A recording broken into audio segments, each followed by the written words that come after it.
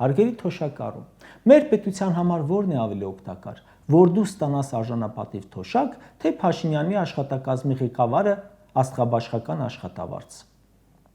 կամ անհասկանալի աշխատանք կատարող Վահագն Խաչատուրյանը կամ Սիմոնյան Ալենն ու այլ քպական պաշտոնյաներ։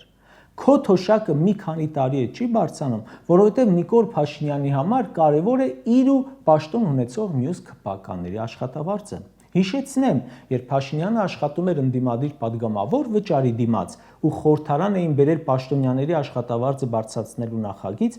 աղի արտասուք էր թափում խորհրդարանի ամբիոնից։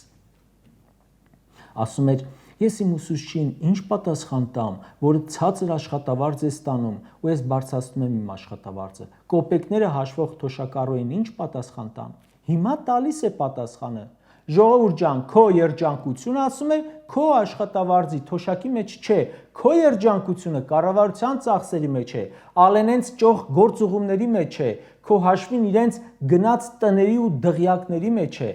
Քո աշխատավարձն ու թոշակը չի բարձրանում, ամեն ինչ 2018 թվականի համեմատությամբ կրկնակի եւ ավել թանկացել է, բայց հայտարարում է, որ դու հիմա 50%-ով ավելի լավ ես ապրում, քան 18-ին։ Ուղղակի դու դեռ այդ մասին չգիտես, երևի չես էլ իմանա։